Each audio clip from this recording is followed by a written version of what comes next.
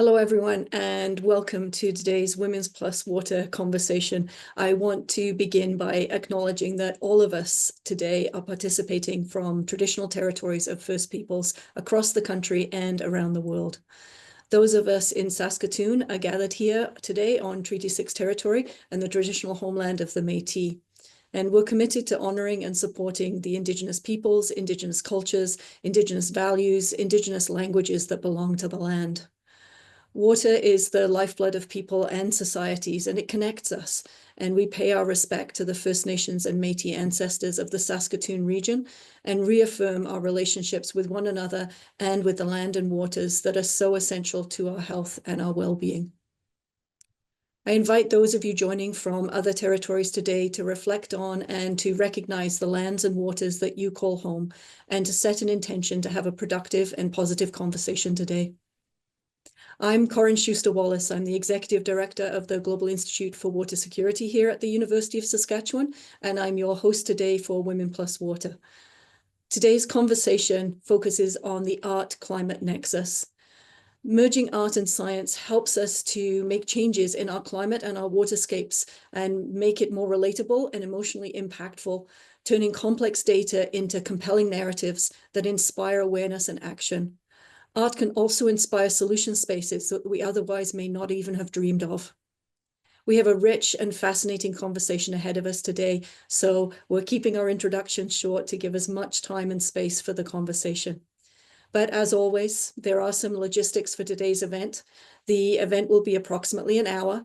We have interpreters joining us today to translate this event into French, so feel free to switch over to French using the globe button in the bottom toolbar. The event is also being recorded, and we will share it after the event on YouTube and on our website in English and in French. There will be an opportunity to ask today's guests questions at the end of the event, so please use the Q&A function to submit your questions, and we'll come back to those at the end of the conversation. We invite all of the students and early career individuals attending today's conversation to stay on after to have an open discussion with today's guests, and we're really appreciative of the guests for volunteering their time to do this after the event. And speaking of guests, I'm thrilled to be joined today by 4 phenomenal people who'll be sharing their experiences with art and climate with you today. Jake Moore is first. She will be the host for today. She is an intermediate artist whose primary medium is space, meaning that the core of her art is about shaping and engaging with physical or conceptual spaces.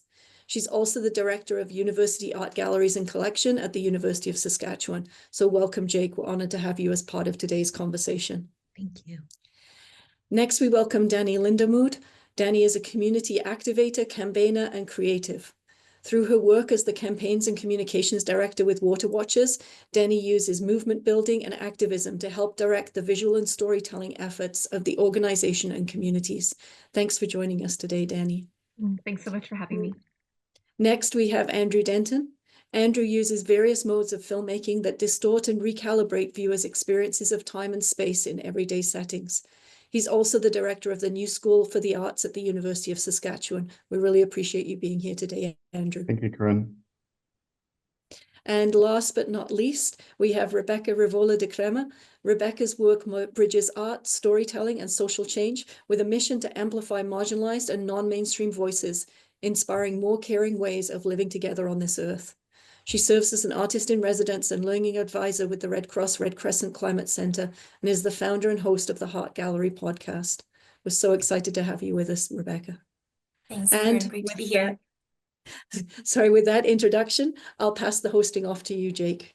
Thank you in advance for a wonderful conversation. Thank you so much. It's such a pleasure to be here, and it's been a remarkable opportunity to engage with the guests that will be joining us in this conversation. My job will be to gather that together and hopefully lead this constructed conversation in quite an organic way. The overlaps between us are quite strong, though the way we manifest our practices are quite unique. So I wanted to take an opportunity to share my screen and show you a little bit about what I do, keeping in mind, let's see, let me get this set up. You know, no matter how often we do this, it always seems odd. And of course, I'm wearing my goggles, so give me 2 seconds here. You already know my name, so I'll move on from there. I'm a curator, I'm an artist, I'm a maker, I'm an educator, and I'm an author. So what I want to show you is a sort of a series of things from my practice, which, and looking at sort of the breadth of works of art that I think come into this space of the nexus of arts and science and ecology, narratives, and space making.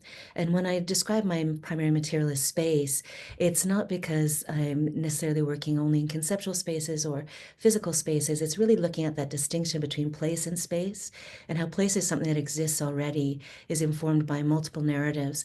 But when we work together to create space, we are looking at a thickening of that potential. It really is about ideas of potentiality.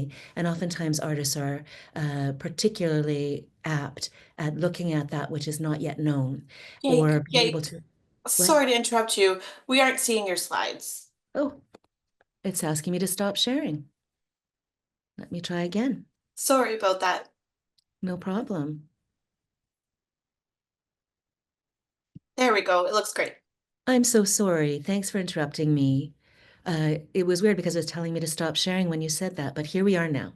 So hopefully you understood a little bit of what I was describing about the potential for the making of space, and how artists have this capacity to not always be moving in a sort of heteronormative capitalist drive to produce something that's been requested of them, but to investigate, interrogate, and animate what could be. And I think this is something we're going to get into larger in the questions around imagination and speculative practices. But I want to show you some of the artists that have been monumental to me, as well as a role as a curator here at the university, some of the things we have in our collection.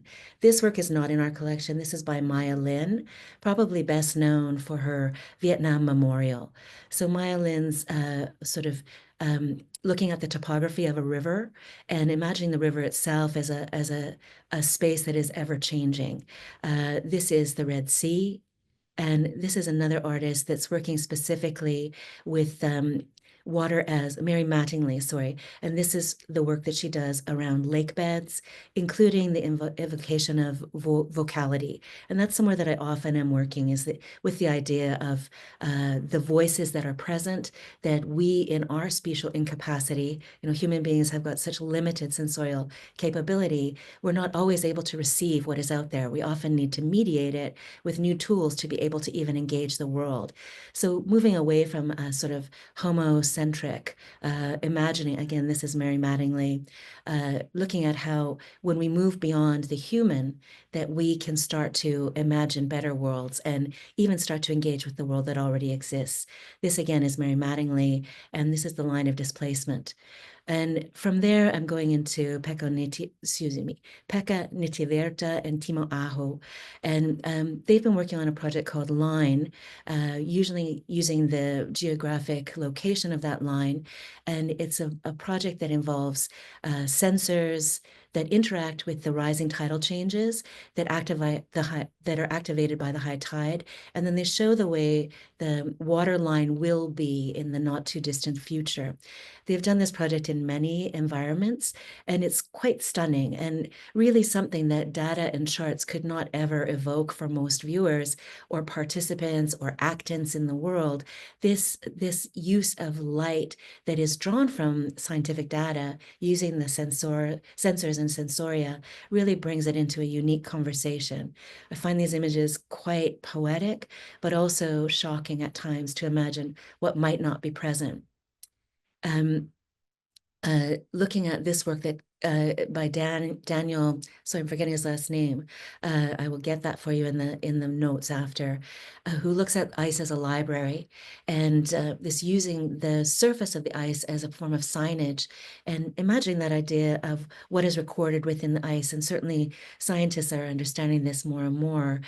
What sort of geologic or natural phenomena hold information that has been illegible to us previously. And there's a unique opportunity for artists to bring into focus some of those things that science has not yet even asked for. I wanted to look at some of the things within our own collection. This is a painting by Christy Belcourt, Every Dot a Prayer for the Saskatchewan River System. And it's a remarkable painting that is over 12 feet long, and it is placed in our law library. One of the luxuries of my job is I get to bring things into public space to change our understanding of those spaces. So Christy Belcourt may be well known to some of you, but this project is obviously a painting. It's recognizably using a form of pointillism that evokes Indigenous beadwork. Belcourt themselves is Métis, and she describes what is missing from the conversation in ways that I think are very important. I know this is a text-heavy slide, but I think it's so important to understand this idea of place and space, the way she's describing Gabriel's Crossing, which was Gabriel Dumont, the Métis partner of leadership with Louis Riel. So here on Treaty 6 territory, or Treaty 1 territory, where I was born in San Boniface, Manitoba, you are looking at a different historical evocation that's written over many years in different languages. And in this case, she is referring to the river itself as a great body, and that it's not only the life giver, but it holds our story. So having this painting in our collection is really a powerful way for us to bring that conversation into the law library of all places, where people that are making policy are having to consider what this might mean. And this is something that I think is something that artists are very well prepared to do, is to bring into other sites of conversation information that may not have been considered in the way it needs to be. This is a piece by Ruth Cuthand called Don't Breathe, Don't Drink. And she's taken beadwork and essentially between the beadwork of the tarp that these pieces sit upon is showing water. And within the water, she is responding to what was happening at Attawapiskat First Nation and looking at the mold and the waterborne diseases that were there. And what she's done is beaded all the bacterium and parasites that were found, not only in Attawapiskat, but across 94 First Nations that currently have boil water advisories. And we can all have heard that news release. We can all have had that discussion, recognize that it's actually criminal, those abuses of Indigenous peoples and the knowledge that they hold. But to bring it into this installation of artwork really changes our engagement with it and draws a new kind of response. And one of the things that we're working towards here is a call to action. And I know that's one of the things we will be discussing a little bit further. I wanted to also bring Jana Winderin into the room because this really touches on what I do, which often is working with sound, vocality, and drawing from phenomena that needs to be teased into our sensorial capacity. And Jana Winderin is a remarkable sound artist. And this particular work, Spring Bloom in the Marginal Ice Zone, is a remarkable example of looking at something that requires not being given voice, but being brought into our sensorial capacity. So for example, she's talking about this ice zone, the dynamic border between the open sea and sea ice, and the phytoplankton present in the sea that produce half of the oxygen on the planet. She's calling into our engagement in a way that can be somewhat unexpected. The vocality of the world, the vibrancy of the world, the resonance of the world in ways that I think we need to truly consider anew. This is my arena of expertise, and I consider her to be one of the most remarkable individuals. She's also someone I think we'll talk about when we're talking about successful models, because what I haven't got here on the slide are all of the participants in that conversation to produce this kind of work, the amount of scientists that were involved, and how the motivation was to bring into our sensorial capacity, our limited sensorial capacity. I know I'm doubling down on that, but I do think this moving away from the supremacy of the human species is one of the ways we will move towards some solution, or at least more equitable engagement in these arenas. You're looking at how an artist driven through mediation to bring things into that shared space that brings things from knowledge into experience, and it's experience that is what's produced by art. So I'm going to just complete here with work that was brought into our attention at the university through a call for participation in something called the Structurist Fellowship. So we had a journal here called The Structurist that was really looking at ecology, the built environment, and art all together. And it's over 6 years old. So to imagine that USask actually had this conversation going for a very long time. When we put the call out this year, we received applications from around the world for the first time. And I think Sepida Berugian is one of the people that was bringing into focus some of the things that we're talking about here today, that research initiative that employs artistic methodologies to explore the concept of scientific and technological development alongside the notion of progressive linear temporality. This idea of linear temporality is one of the things that we need to be discussing when looking at the sort of logics of science that have overwritten certain narratives that I know many of my colleagues want to bring into our conversation today. So I'm also drawing from those applications to bring Sarah Messerschmidt into the room, who made such a clear statement in their proposal for this project of how creative practices are necessary to protecting ecospheres, in part because creative practices encourage empathy, softness, and attention. And I think at this moment, when we think about what it is to be in this world and with the rise of fascism, the refusal of knowledge, the misunderstanding with the sort of the strength of the modernist project and its desire to allow capital to win, we're watching an erasure of so many knowledges. And I think all of my colleagues here have much to say to this. So this is kind of my framing of the document, the conversation, bringing, I think, some of the ideas that I've seen in the work of others, and also letting you know what it is for someone that considers their job to be creating space, making capacity, and inviting different kinds of languages of formation and research into a larger conversation. So I'm very grateful to be here, to have that starting point. And I'm going to go back to the logics here because I think now it's my turn to introduce Danny and invite them to do the same. Thank you so much for that amazing introduction, Jake. I feel like it really grounds the conversation that we're hoping to have today, and I'm feeling really grateful to get to be a part of it.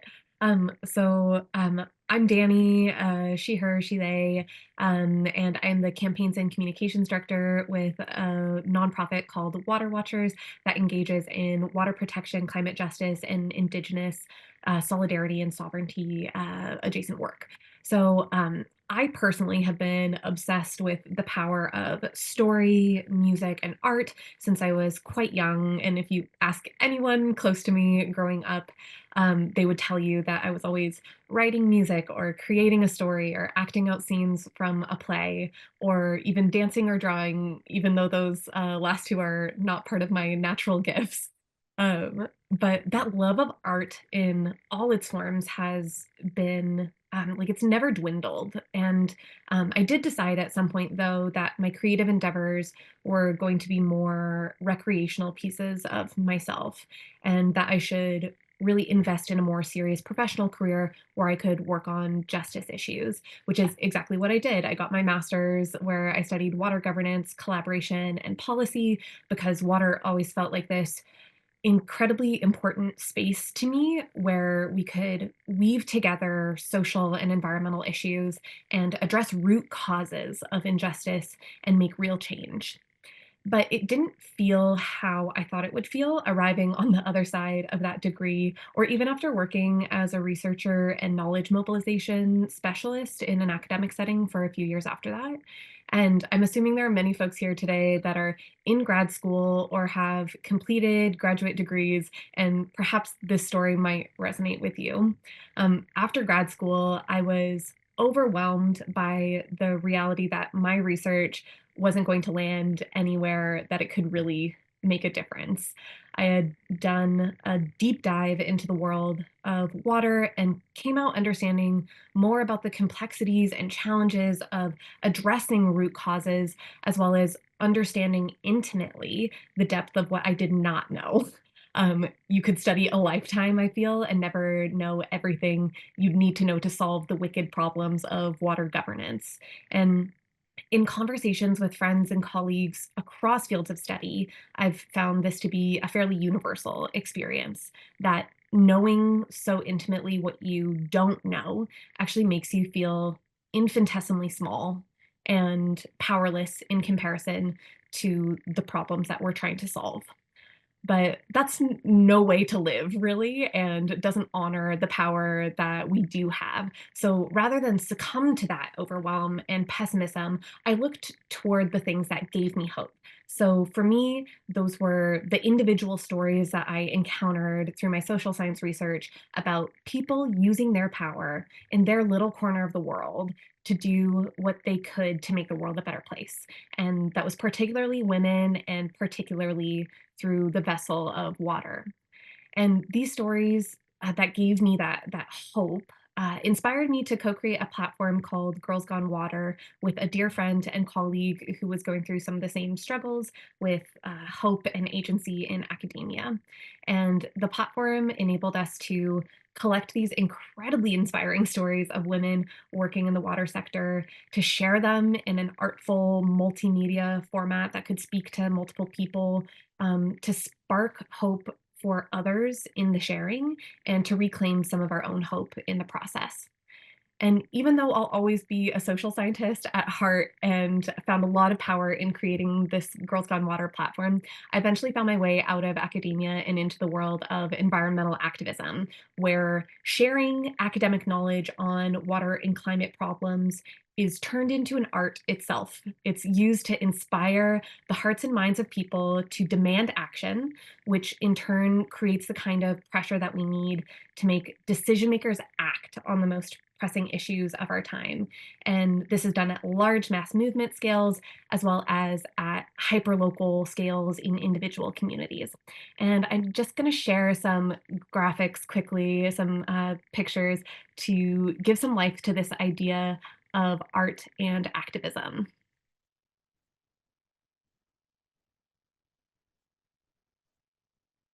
All right. So these are puppets and signs and other little creations from the 2024 River Run Rally, which seeks justice for the Grassy Narrows Indigenous community. The science has been clear for a long time that a paper mill dumped toxic waste contaminated with mercury into the community's local waters. The residents have been struggling with mercury poisoning from this industry since the 1970s, and it still persists today. And climate change and development pressures are worsening these toxic loads, and the community has been fighting for justice from the province of Ontario as well as from the federal government for decades.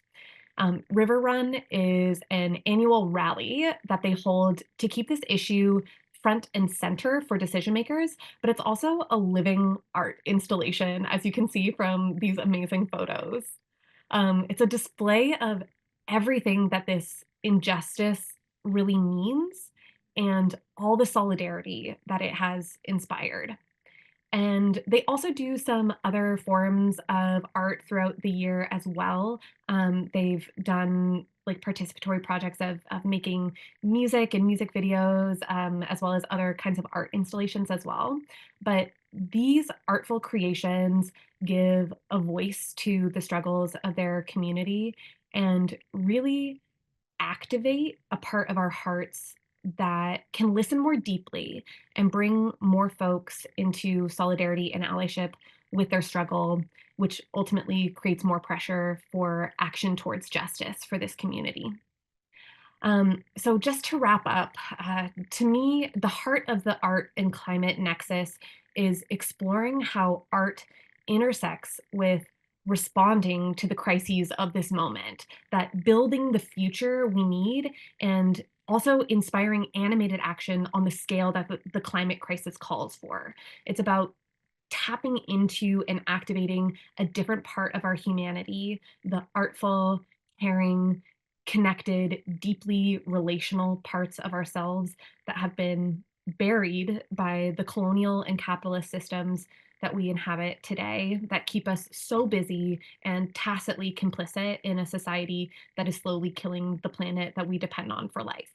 And we need to awaken these parts of ourselves and of others so that we can build a society that honors life in all its forms. And in my opinion, art in all its forms is the most beautiful vessel for that awakening. So that's my small message I just wanted to share with you in advance of the conversation today. And also just a little plug for anyone who wants to go deeper into this area of the intersection of art and activism, to check out the book, The Art of Activism, which really brings this topic to life in like a really deep, actionable way. Thank you so much, Danny. I really appreciate that understanding of moving to action and its long histories. Also wanted to tell you about something called Artivism and a series of practices in and around that are really quite interesting, a series of seminars that have happened in that way too. So thank you so much. I'm really looking forward to digging a little bit deeper into these ideas. So next we're going to have Andrew, and obviously Andrew is not the is the only non-female presenting presenter. And at early observations, we had a question in and around that. So Andrew, I know you're going to be presenting much about your work, but I'm wondering how you might describe also at the beginning here your role as an accomplice in the Women Plus Water arena. So I think I'll get to that by the end of my presentation. So thanks very much. Just going to share my screen. Thank you, Jake. Kia ora. I'm very grateful for this opportunity to participate today with all of you. So what I'm going to do in a very brief presentation is talk about the last decade of the work that I've been doing around environmental, ecological emergency, and how that trajectory moved from being an individual artist to working with an art practice with in a collaborative process. So the project started for me as a PhD, as it does for often a lot of people, practice-based PhD at Monash University. And it came from a hunch that I had from my working in the forests of British Columbia in my early 20s as a tree planter and encountering climate emergency firsthand and in your face.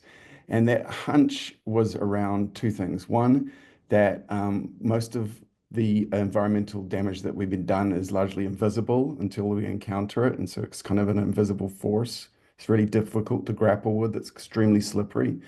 The second was the hunch that fact-based ways of engaging with this, or documentary ways of engaging with this, were often counterintuitive to the way we might encounter these issues.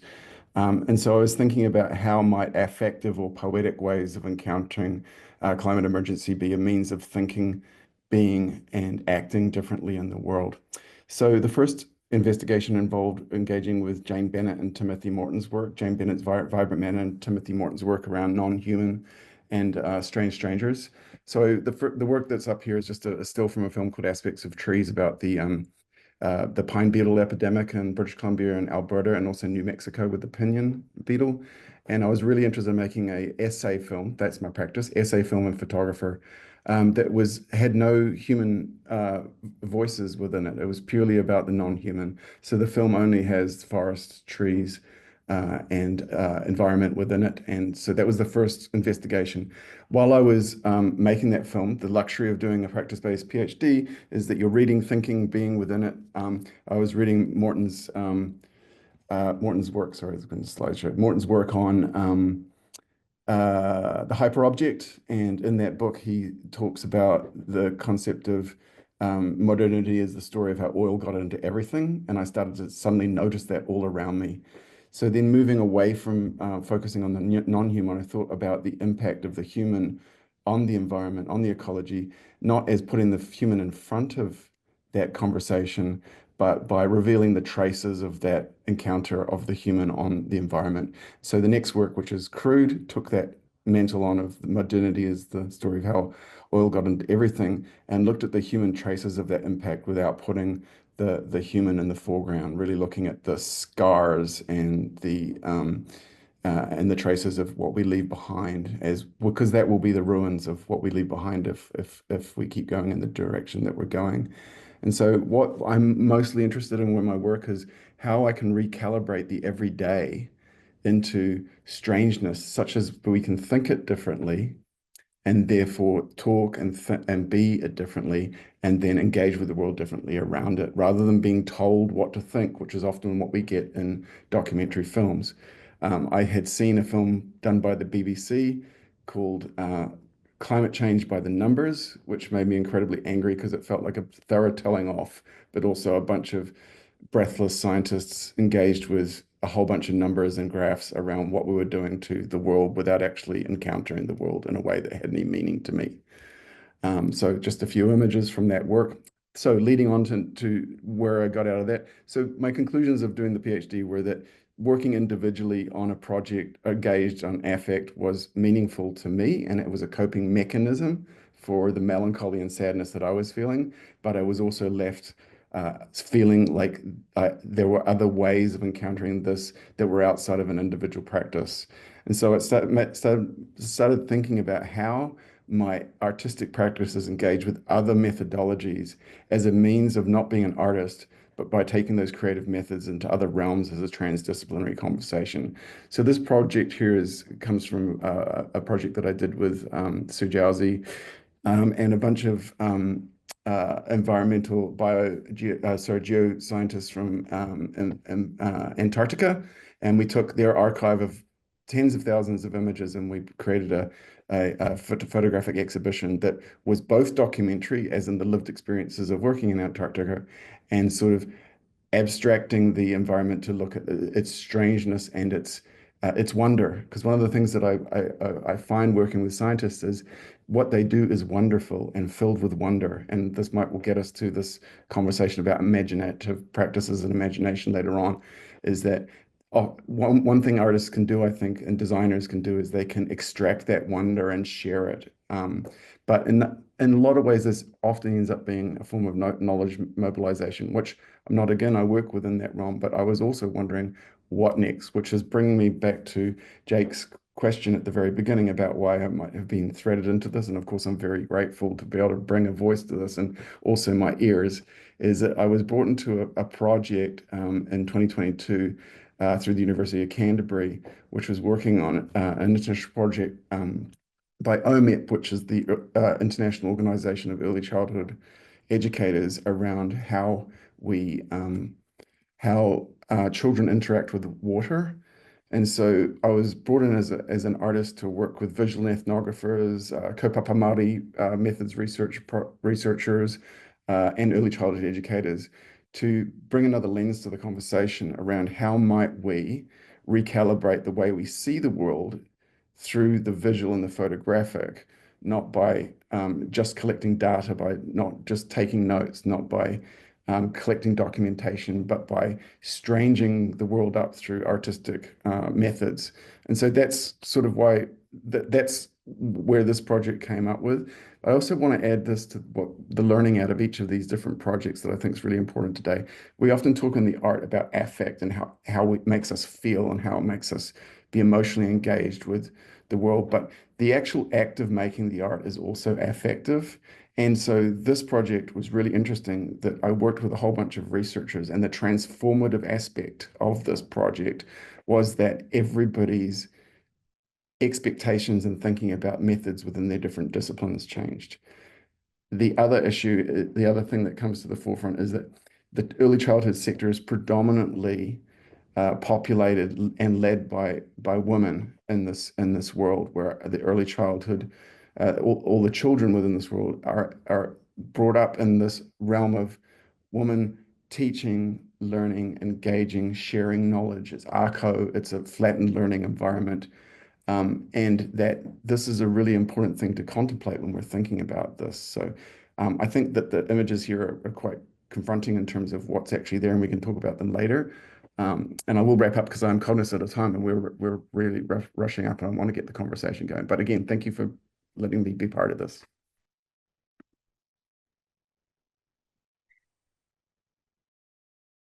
Thank you so much, Andrew. And I know what you mean. I'm feeling the rush. We've got so much to say and share with one another. I just want to very quickly acknowledge the sort of already shared identities here of moving away from the individual to the collective that I see both you and Danny describing, and this idea of also moving away from human-centric and the necessary role of queering the world, of refiguring it, and also the acknowledgement of the wonder that takes place within science, the potential for that wonder to spark this next space that we're hoping to create together. So with that, I'm going to invite Rebecca to please share, and thank you so much for being here. Thank you so much, Jake. It's really, really lovely to be with you all. I'm going to jump right in so we can start conversing. I'm Rebecca Rivola de Kremer. I'm an artist and a creative strategist. And in the few minutes that I have with you all, I want to ask, what if the climate crisis and the ecological, social, and spiritual crises that are braided into it are not just crises of systems, but of imagination? You've heard that word a little bit. I'm going to be exploring that through the lens of women, water, and the imagination frontlines. And I look forward to discussing those things with Jake, Danny, Andrew, and any of you that have perspectives or questions to bring to the conversation. So this is a little book I created for you. Thank you, PowerPoint. When you think about the future, I wonder if you default to techno-salvation at times, or perhaps you get into the apocalyptic collapse mindset, or maybe you succumb to this myth of incremental change, even when all the data tells us otherwise. Imagination is often treated as something that's soft. Potentially it's useful for storytelling. We heard that word, maybe behavior change. But today I want to argue that it's not soft, it can be strategic, and that it's very necessary to meet this moment. Across Black radical traditions, across abolitionist movements, Indigenous resurgence, queer and neurodivergent futurisms, amongst many others, imagination has always been a tool of survival and refusal. When I say imagination frontlines, what I mean is the places which are often invisible to dominant systems, where people are actively shaping what the future can be. We already saw some of these. But this is not only through prediction, but this is through collective imagining, through rituals, through ancestral memory, art practices, relational care. If you want to know what a culture believes is possible, and this is a question for us all right now, just look at what counts as quote unquote realistic, right? So climate models that emit land-based knowledge, for example, forecasts that flatten historical violence, solutions that prioritize control over care. None of these are neutral or inevitable. These are all shaped by power. In the margins of dominant systems, we've heard about some of these too, in beadwork, in quilting gatherings, in science fictions, and speculative fiction workshops, in animistic water rituals, in activist spaces, in art workshops. Other futures that are being practiced. I'm going to quickly share 5 examples from what I'm calling the imagination frontlines. These are artists working with water, memory resistance, radical relationality, to give a sense of how reality is being challenged. And the first one I have, Jake, look at the slide. Christy Belcourt, every dot of prayer for the Saskatchewan rivers. And you know, Christy Belcourt, it seems like from the chat, many people here are familiar with her work. She's incredible. What I think is remarkable is that I chose the same work. And the reason I chose this particular piece with the sturgeon in the middle is because I talked to Christy for my podcast and I asked her about this piece. I had heard her speak in another interview, and she spoke really compellingly about how this piece was inspired by a dream that she had. She had a dream where a sturgeon came to her in this dream and said, "I miss the frogs." And she woke up and that was seared into her mind. She went online and she found out that in the habitat of the sturgeon, and bear in mind, she didn't know, according to Christy, she didn't know what a sturgeon was prior to this dream. She found out that in the habitat of the sturgeon, the frogs were threatened. And so this set off a whole awareness of this and whole advocacy around this piece. And so very cool to give that additional perspective to it. For Christy, dreams are a way of knowing, of being in deeper relationship with more than human kin and ecosystems, and they shape her worldview of Earth as governance. I wish we had Christy here with us. Clearly, she should be here. The next example I want to give you is around Sami futurism. And in Sápmi, Northern Scandinavia, Sami artists, activists, and organizers staged a festival called Galiojieri 2118. And this was a festival set 100 years in the future. It was a living fiction, so visitors stepped into this thriving Sami world in the future, shaped by climate upheaval, but rooted in resurgence. So there was language revival, there were ancestral foodways, ceremonial gatherings, people wore future clothing, traded in imagined currency, and this festival exploded the colonial timeline that cast Indigenous life as past tense, of something that happened before, and apocalypse as something that's going to happen, like that it hasn't already happened for so many societies and communities. Instead, Galio Giedi 2118 asked, if Indigenous futures are not only possible, perhaps they're already underway. And what if we can forecast not just temperature and risk, but also sovereignty and continuity? In this way, the festival became a kind of climate model, not one of emissions curves, but there is kinship and memory and refusal. And here on the left side, you can see illustrations from Suna Kitty, who helped visualize the world that was envisioned here in her illustrations. In the book, Octavia's Brood, which is edited by Adrienne Marie Brown and Molita and Marisha, each story they provide rehearses what the future might feel like. So in one, there's a drought-stricken community, which is restoring ancestral water cosmologies, not just tools, but time and care and governance. And in this book that is rooted in speculative fiction, science fiction, imagination is not an escape, it's readiness. Imagining and practicing futures that include us all allows us to be able to begin to move towards those futures. Number 4 is Lucy Pearce. In her book, She of the Sea, Lucy Pearce doesn't just write about the ocean and other water bodies, she writes with the water. The sea is a subject, it's a teacher, it's a mirror, it's a home, it's a calling, and it's also Autism Awareness Month.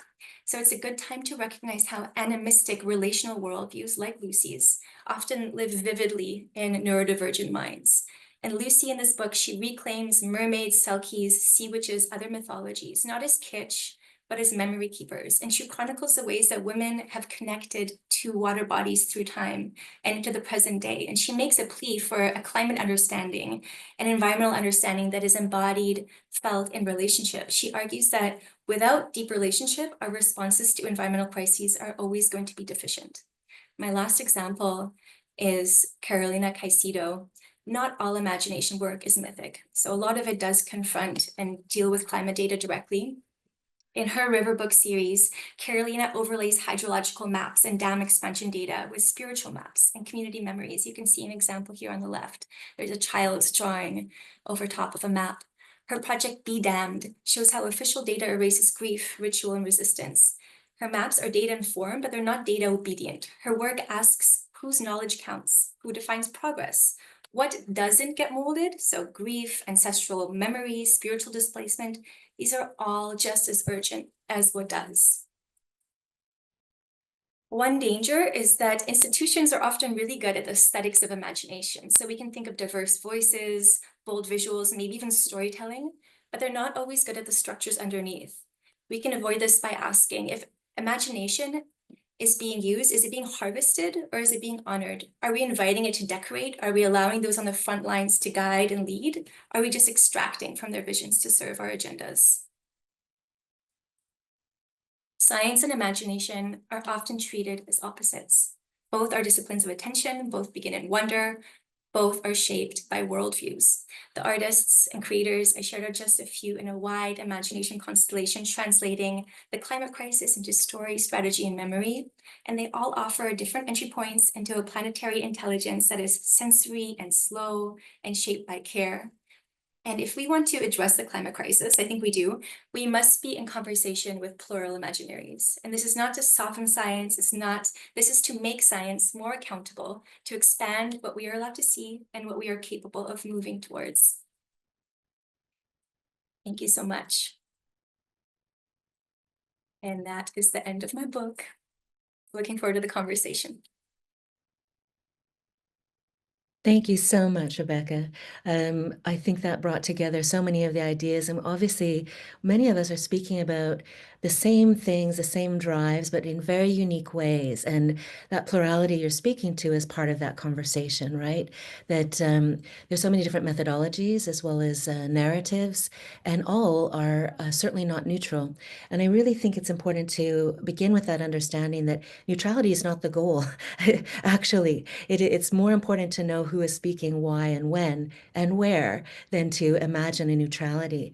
And one of the problematics of certain kinds of knowledge production is there's a proposed neutrality that negates exactly those things you're describing, that these are simply facts, that they're not formed through power relations, that they're not overriding existing narratives of those same spaces, and suggestions of a potential truth.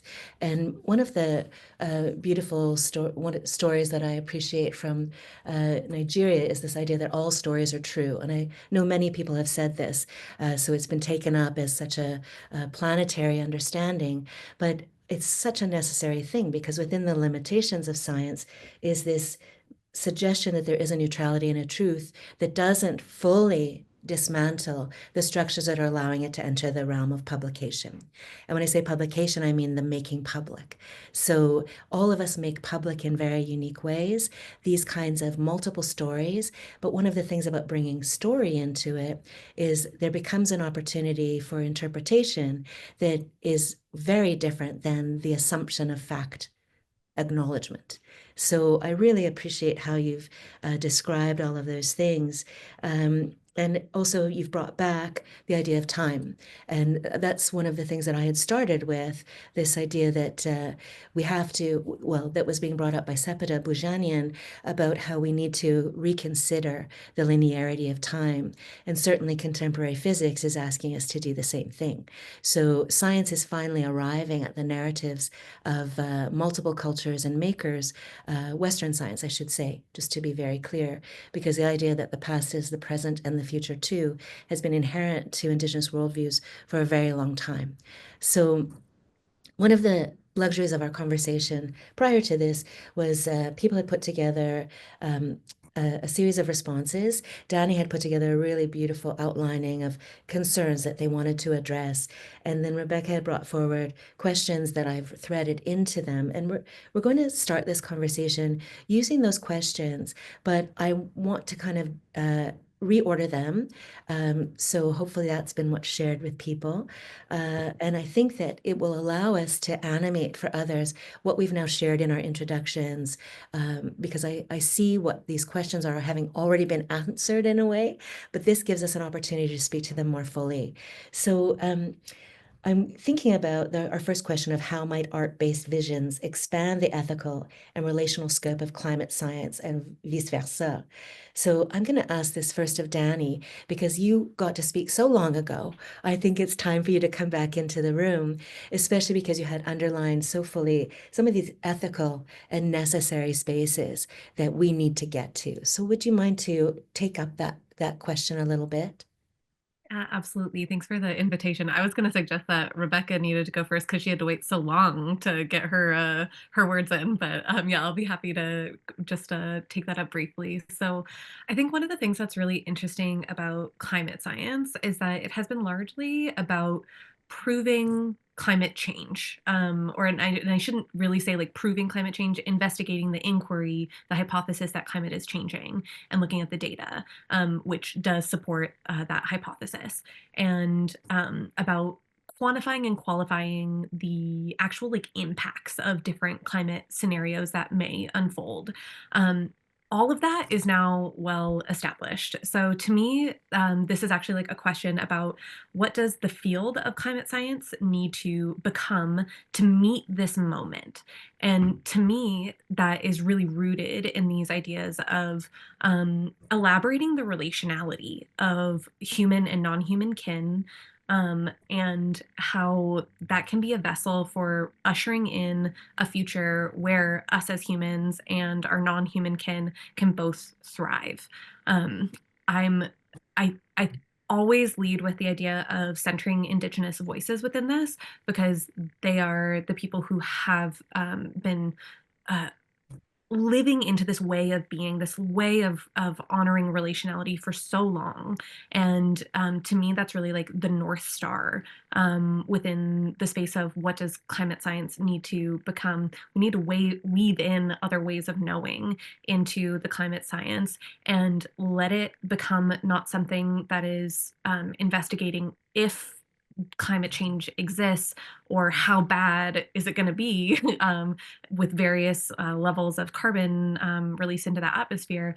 But what do other ways of knowing about climate and relationality tell us about what we need to do in this moment, and what it means to meet this moment of actually addressing climate change? And I think that the big thing within that is actually something Rebecca spoke to, that the myth of incremental change, that what is going to be evolving from the climate science, if we let it, is that incremental and technological solutions aren't the things that we need, but we need broad-based systems change, and changes in our relational ways of being, that can be spoken and visualized through the arts, and through story, and through like these multimedia formats, in order to like usher us into living into that future.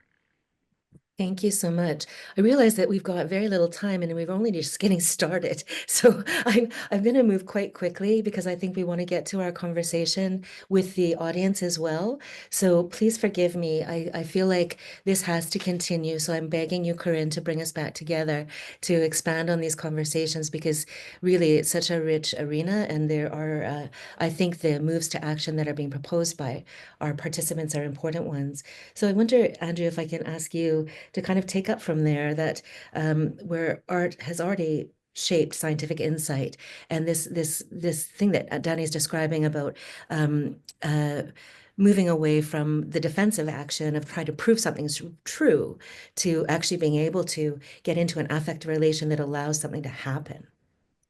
Yeah, so to that end, I was really struck by that quote that was in the emails that were bouncing back and forth to us from Misha Kirsten, and it really spoke to me around facts and data can leave one feeling disempowered and disengaged.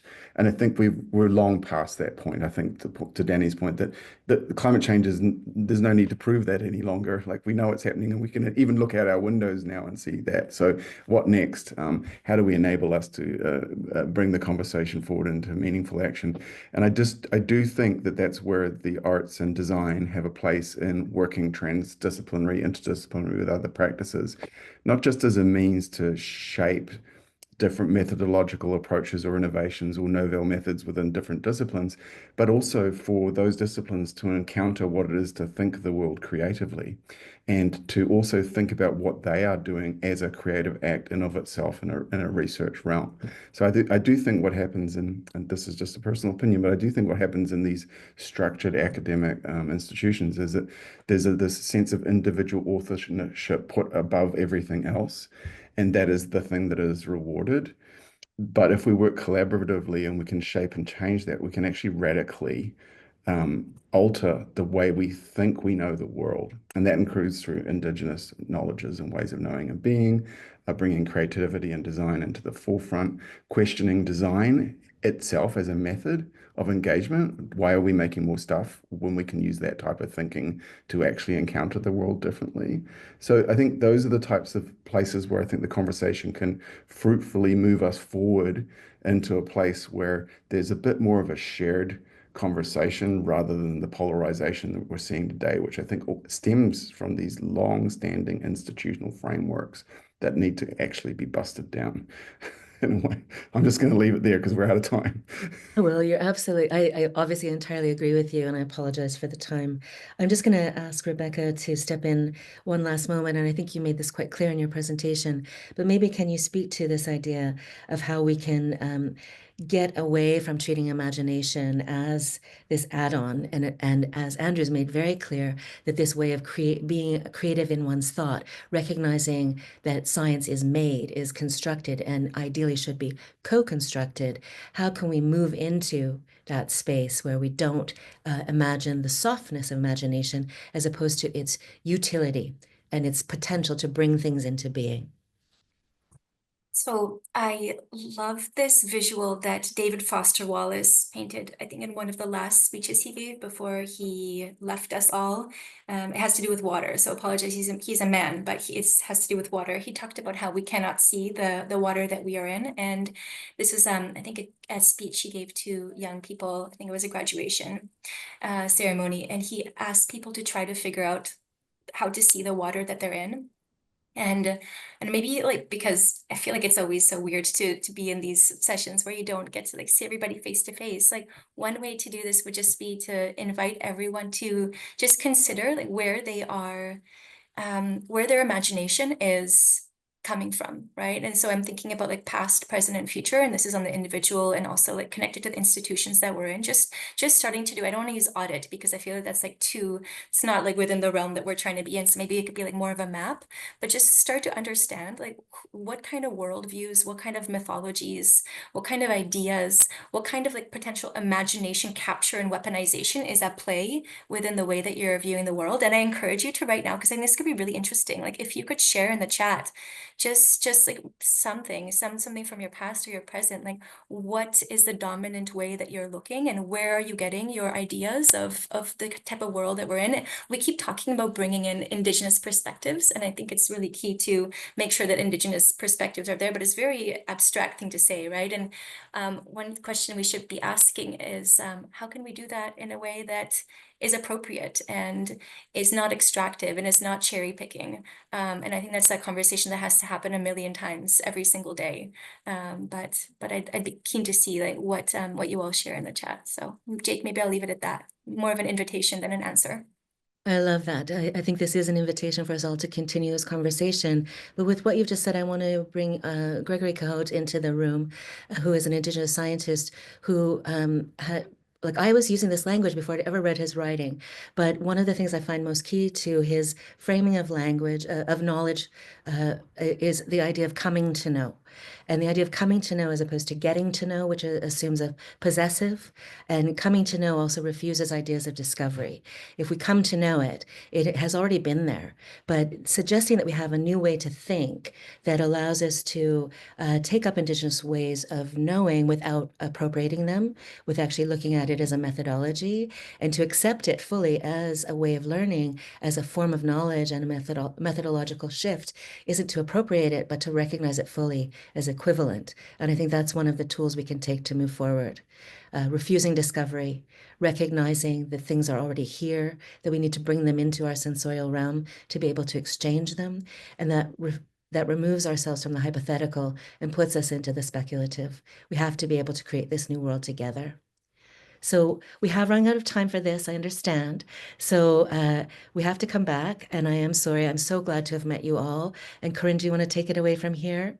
I certainly will. And thank you, Jake. And thanks to all of you, because that was a great start to a conversation. We were talking before we started that we haven't actually engaged in the art science conversation in any way, shape, or form. And as you say, it needs more space and more time. So we look forward to providing that in future conversations, because this is the last of our conversations for the 2024-25 academic year. And I just want to come back to, because a piece that I struggle with, and it was a question that I hope all of you will reflect on and be able to provide an answer to, is around that art in service of science and how we shape the perspective and change it so that it isn't about art in service of science. And I think this comes back to multiple knowledge systems and disciplines, right, where some are seen as subservient to, and or, as you said, used to explain where appropriate, and sort of left behind where not. And so for me, that really resonates. And a lot of this conversation came out of Louise Arnell's vision for the virtual water gallery, which is an online space. And so again, really appreciate you continuing this conversation, particularly around water and climate. And I do want to say, Andrew, thank you for being here. We do have men on the Women Plus Water because it's an inclusive space. And if we're talking to equity deserving groups, then actually we don't end up affecting change. And so it's champions from all groups, and particularly from equity deserving groups, but those who support equity deserving groups that really, as I say, create that change and spark that change. So thank you for being outnumbered, but certainly valued and appreciated. Thank you, Corinne. So to everyone else, I just want to say thank you to you. If you've missed any of the events, feel free to watch the recordings on our websites, and our expert list is open year round, so you're welcome to join it or use it please use it for any upcoming events or mentorship needs, or if you have a need, then I expect that there's an expert on that list. And so either join the list or use the list, please. And thank you for your feedback and ideas for future topics, because as I say, we will have another art conversation, but we do take that feedback and those ideas, and we actually use the expert list to find people to participate in our Women Plus Water conversations as well. So watch out for this when we come back in January of 2026. And in the meantime, don't hesitate to reach out. We're Women Plus Water at usas.ca. I think that's being put in the chat for you. And I want to also shout out that we launched the mentorship circles, the virtual mentorship circles. If you have an idea, if you'd like to host one, then please email us and we'll help you set that up. So watch this new space as we broaden out into the conversations. And again, thank you, Stacey Dumansky, Viviana Barrera-Nino, Tara Hackle, Jessie Whitto, for all of the hard work. Thank you to our interpreters who've been here every time with every conversation, and to our sponsors, the Global Institute for Water Security and the College of Arts and Science at the University of Saskatchewan. So thank you ever so much. Thank you for staying the extra minute. Thank you again to today's conversationalists. Absolutely fantastic. A lot for us to build upon. So looking forward to continuing these conversations as always. Take care and see you next January, which seems very strange when we've got a whole lot of time in between. Maybe that's part of the time continuum that we need to think about. Take care.